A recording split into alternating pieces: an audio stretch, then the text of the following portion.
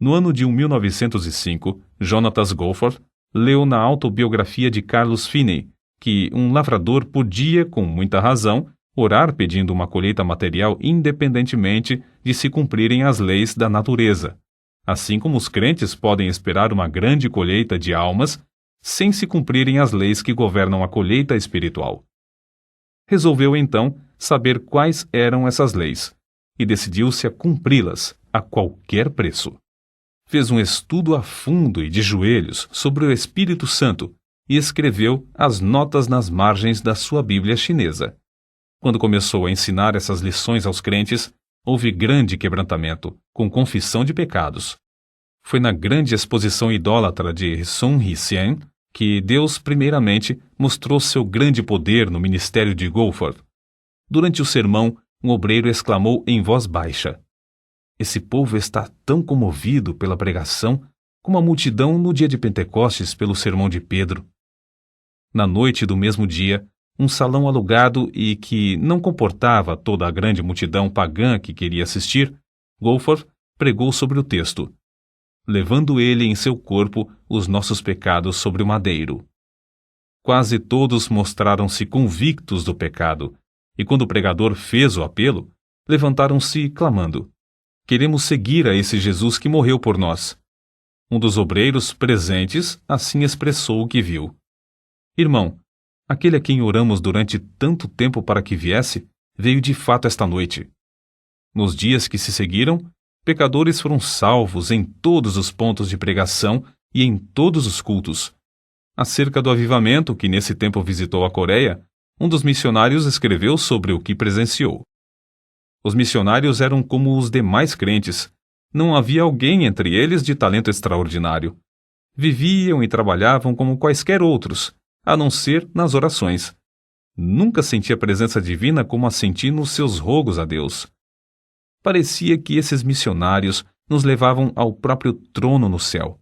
Fiquei muito impressionado também ao ver como o avivamento era prático. Havia dezenas de milhares de homens e mulheres transformados completamente pelo fogo divino. Grandes templos, com assentos para 1.500 pessoas, ficavam superlotados. Era necessário realizar um culto para os homens e, em seguida, outro para as mulheres, a fim de que todos pudessem assistir. Em todos ardia o desejo de espalhar as boas novas. Crianças se aproximavam das pessoas que passavam pelas ruas, rogando-lhes que aceitassem a Cristo por seu Salvador. A pobreza do povo da Coreia era conhecida em todo o mundo. Contudo, havia tanta liberdade nas ofertas que os missionários não queriam ensinar mais sobre o dever de contribuir. Havia grande dedicação à Bíblia, quase todos levando um exemplar no bolso. E o maravilhoso espírito de oração permeava tudo. Ao voltar da Coreia, Goforth foi chamado à Manchúria. Mais tarde, ele escreveu: "Quando iniciei a longa viagem, estava convicto de que eu tinha uma mensagem de Deus para entregar àquele povo, mas não tinha ideia de como presidir a um avivamento. Sabia pronunciar um discurso e sabia levar o povo a orar, porém, nada mais sabia do que isso." Goforth teve um grande desapontamento ao chegar à Manchúria. Os crentes não oravam como lhe prometeram fazer, e a igreja estava dividida. Depois do primeiro culto, ele, sozinho no seu quarto, caiu de joelhos em desespero. E Deus respondeu à sua insistência, enviando tão grande desejo de oração às igrejas e tão profunda contrição pelo pecado, que elas não somente foram purificadas de toda classe de pecado, inclusive dos mais horrendos crimes, mas os perdidos, em grande número, vinham e eram salvos. A senha do avivamento do ano de 1859 foi: "Necessário vos é nascer de novo." E a de 1870, "Crê no Senhor Jesus." Mas a meta de Goforth era: "Não por força nem por violência, mas pelo meu espírito." Zacarias capítulo 4, versículo 6. Que o Espírito Santo operava em vários lugares na Manchúria em resposta às orações insistentes e em face de embaraços de toda sorte, vê-se claramente no que ele escreveu acerca da obra na cidade de Niucheng. Ao subir ao púlpito, ajoelhei-me um momento como de costume para orar. Quando olhei para o auditório, pareceu-me que todos os homens, mulheres e crianças na igreja estivessem com dores de julgamento. As lágrimas corriam copiosamente, e houve confissão de toda espécie de pecado. Como se explica isso? A igreja era conhecida como igreja morta e sem mais esperança. Contudo, antes de anunciar sequer uma palavra, sem mesmo cantar um hino ou orar, começou essa obra maravilhosa. Não há outra explicação. Foi o Espírito de Deus que operou em resposta às orações das igrejas de Mukden, Liaoyang e de outros lugares na Manchúria, as quais haviam experimentado a mesma qualidade de avivamento e foram induzidas a interceder por sua pobre e necessitada igreja irmã. Jonatas Goforth, quando foi à Manchúria, era quase desconhecido fora do pequeno círculo da sua denominação. Depois de algumas semanas, quando voltou, os olhos dos crentes de todo o mundo estavam fitos nele. Contudo, permaneceu o mesmo humilde servo de Deus, reconhecendo que a obra não era dele, mas do Espírito de Deus. Shanxi é conhecida como a província dos mártires. Certo chinês, douto, contou a Goforth como presenciara nessa província, durante a insurreição dos Boxers, em 1900, de uma só vez a morte de 59 missionários.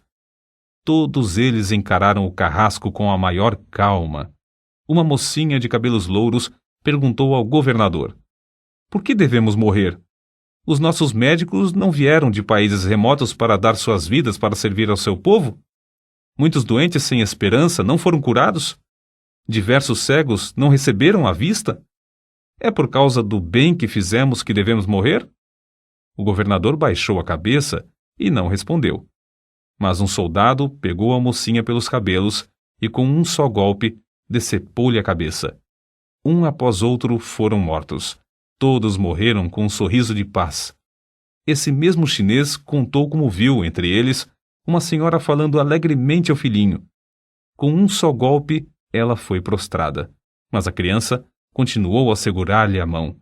Logo a seguir, outro golpe, e um pequeno cadáver jazia ao lado do cadáver da mãe. Foi a essa mesma província dos mártires que Deus enviou seus servos, os Goforth, 8 anos depois, e onde Jonatas presenciou o seguinte. Em Xuanxian, não muito depois de começar a falar, vi muitos dos ouvintes baixarem a cabeça, convictos, enquanto as lágrimas corriam-lhes pelas faces. Depois do discurso, todos os que experimentaram orar estavam quebrantados. O avivamento, que começou assim, continuou durante 4 dias. Houve confissão de toda a qualidade de pecados. O delegado regional se admirou grandemente ao ouvir confissões de homicídios, de roubos e de crimes de toda sorte. Confissões que só conseguiria arrancar deles, açoitando-os até quase os deixar mortos. Às vezes, depois de um culto de 3 horas ou mais, o povo voltava à casa para continuar a orar. Mesmo em horas tardias da noite, havia pequenos grupos reunidos em vários lugares para orar até quase clarear o dia. No colégio de moças em Shuvu, na mesma província dos mártires, as alunas insistiram para que lhes concedessem tempo para jejuar e orar.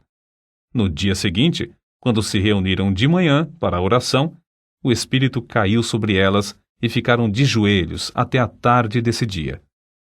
Das centenas de exemplos evidentes da operação poderosa do Espírito Santo nos corações, dentre muitos outros lugares, citaremos aqui apenas os seguintes. Shanté. Quase 700 pessoas estiveram presentes pela manhã. Havia um fervor de homens se esforçando para ir à frente, de modo que Goforth só conseguiu pregar à tarde. O culto era contínuo, prolongava-se o dia inteiro, com intervalos para as refeições. Guangzhou. A igreja, com assentos para 1.400 ouvintes, não comportava as multidões. O Espírito Santo veio com poder extraordinário. Havia, às vezes, centenas de pecadores contritos chorando. 2 endemoniados foram libertos e se tornaram crentes fervorosos na obra de Deus. Em 4 anos, o número dos salvos aumentou de 2.000 para 8.000. Shuntefu. Inesperadamente, uma dúzia de homens começou a orar e a chorar, sem poder resistir ao poder do Espírito Santo. Velhos discípulos de Confúcio vinham à frente, quebrantados e humilhados, para confessar a Cristo como seu Senhor. Um total de 500 homens e mulheres foram salvos. Foi, talvez, a maior obra do Espírito Santo que eu tenha visto. Nanquim. A assistência foi de mais de 1.500 pessoas. Centenas que também queriam entrar não puderam e voltaram a casa. O culto da manhã durou 4 horas. O resto do tempo foi dedicado à oração e confissão de pecados. A massa de pessoas que desejava chegar ao estrado para confessar seus pecados foi tão grande que se tornou necessário construir outra escada. Subi de novo ao estrado, às 3 horas da tarde, para iniciar o segundo culto. Centenas de pessoas, nesse momento, começaram a vir à frente, e por isso eu não pude pregar. Às 9 horas da noite, 6 horas depois de iniciar o culto, fui obrigado a me retirar e embarcar para Pequim, onde os crentes me esperavam para outra série de cultos. Shantung. O avivamento foi tão grande que cerca de 3.000 membros foram acrescentados à igreja em 3 anos. Acerca dos cultos entre os soldados do general Feng, a esposa de Goforth escreveu: Desde o início sentimos a presença de Deus. 2 vezes, todos os dias, Goforth tinha auditórios de cerca de 2.000 pessoas, principalmente oficiais, que se mostravam grandemente interessados. A 3 cultos, as esposas foi permitido assistirem, e Deus me deu poder para falar-lhes. Quase todas declararam-se prontas a seguir a Cristo. O general Feng, ao experimentar orar, ficou quebrantado. A seguir, outros oficiais, um após outro, começaram a clamar a Deus entre soluços e lágrimas. Assim continuou a obra, ano após ano, geralmente com 3 cultos por dia, apesar de grandes obstáculos. No período da seca de 1920, 30 a 40 milhões dos habitantes ao redor encararam a morte pela fome. Em 1924, Goforth escreveu à sua esposa, forçada por doença a voltar ao Canadá. Completo hoje 65 anos. Oh, como cobiço, mais que qualquer avarento cobiça o ouro, 20 anos ainda para ganhar almas. Depois de completar 68 anos de idade e sua esposa 62, idades em que a maioria dos homens se afasta do serviço ativo, os dois foram enviados para um campo inteiramente novo na Manchúria. Dessa vez, um campo distante, vasto e frio, que se estende até as fronteiras da Rússia e da Mongólia. Acerca da sua partida, Goforth escreveu: Certo dia, em fevereiro de 1926, minha esposa estava deitada esperando a chegada da assistência para levá-la ao Hospital Geral de Toronto. De repente, a campainha da porta e a do telefone tocaram simultaneamente. Pelo telefone, foram avisados de que não haveria lugar no hospital antes de 3 dias. Na porta, recebemos um cabograma do general Feng, da China, rogando que eu fosse sem demora. Nesse momento, eu disse à minha esposa: Que farei? Não posso deixar-te. Todos pensávamos que ela não viveria muitos meses mais. Minha esposa, depois de orar, disse: Vou contigo. Os membros da junta estavam reunidos na ocasião. Apresentei-lhes o cabograma do general Feng e concordaram que eu fosse. Mas quando os informaram de que minha esposa queria acompanhar-me, mostraram-se horrorizados, respondendo que ela morreria no caminho. Então eu lhes disse: Os irmãos não conhecem essa mulher como eu. Quando ela diz que vai, ela vai. Assim, concordaram em que ela fosse. Durante muito tempo, avisados pelo cônsul do novo campo da Manchúria, viviam com as malas arrumadas a fim de partirem imediatamente no caso de haver um segundo levante dos Boxers, como todos esperavam. Contudo, desde o início, Deus honrou o serviço desses servos, conforme se lê no que ele escreveu na avançada idade de 70 anos. Realizavam-se 3 horas de pregação de manhã pelo grupo de missionários e 4 horas à tarde. Desde o primeiro dia, Houve conversões, às vezes 12 em um só dia. Grande foi o nosso gozo ao vermos cerca de 200 pessoas aceitarem a Cristo durante o mês de maio. Havia muito tempo que diversos amigos insistiam em que ele escrevesse a história de como o Espírito Santo operava no seu ministério. Em tempo de intenso frio, viu-se obrigado a extrair os dentes. Durante 4 longos meses, sofreu dores cruciantes nos maxilares, a ponto de não poder pregar. Foi nessa época que seu filho menor chegou do Canadá. Goforth, então, conseguiu ditar a matéria para o filho datilografar. Dessa forma, foi impresso o livro Por Meu Espírito, obra de grande circulação e influência. Após 4 anos de serviço, foi-lhe necessário voltar ao Canadá por causa da vista de sua esposa. Foi durante esse tempo que Goforth também começou a perder a vista. Enquanto convalescia das operações mal sucedidas para restaurar-lhe a visão de um olho, ele relatou uma por uma as histórias da obra na China, histórias que a sua enfermeira estenografou e que, agora, completam o famoso livro intitulado Vidas Milagrosas da China. Em 1931, Goforth e sua esposa, ela com 67 anos e ele com 72, com os corações ardendo pelo desejo de ganhar almas, voltaram mais uma vez à obra na Manchúria. 472 convertidos foram batizados em 1932. Um dia, Goforth voltou de uma viagem evangelística e entrou em casa às apalpadelas. Depois de ficar um momento ao lado da sua esposa, ele lhe disse em voz baixa: "Receio que a retina do olho esquerdo tenha saído do lugar." E assim tinha acontecido. A perda completa da visão era para ele uma tristeza, uma tragédia, sentida por todos.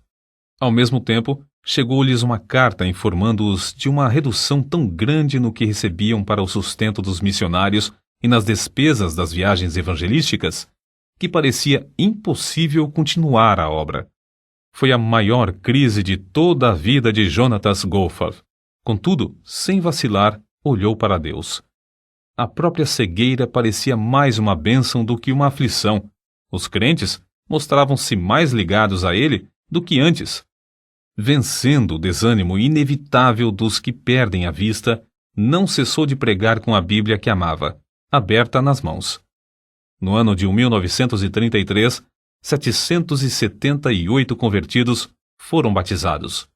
Por fim, os Goforth cederam ao apelo dos crentes do Canadá a que retornassem à terra natal para animar as igrejas no envio de mais missionários. Durante os preparativos para a viagem, souberam que 966 convertidos foram batizados naquele ano, o 1934. O culto de despedida foi um dos mais comoventes em toda a história da obra missionária. O obreiro tão amado pelos crentes, agora, por causa da cegueira, não podia ver como tinham enfeitado o templo, mas eles bondosamente, e com prazer, lhe descreveram tudo acerca das muitas e lindas bandeiras de seda e veludo que cobriam inteiramente as 4 paredes do templo. Os pregadores que falaram o fizeram chorando.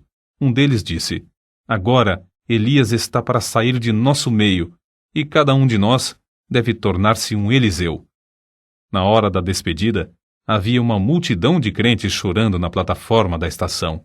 Goforth, sentado diante da janela do trem, com o rosto virado para aqueles crentes que tanto amava, mas não podia ver, continuava a fazer-lhes sinais com a cabeça, de vez em quando levantando os olhos para cima, indicando assim a bendita esperança de uma reunião no céu.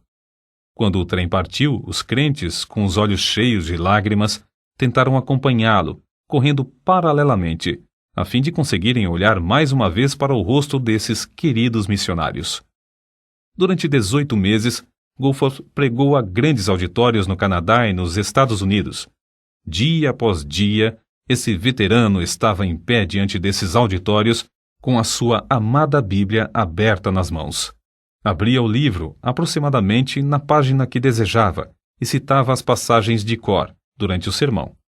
Isso ele fazia com tanta prática, tendo os olhos abertos, que era difícil crer que as não lia como outrora. O ponto principal de suas mensagens descobre-se nas palavras que ele disse certo dia à sua esposa.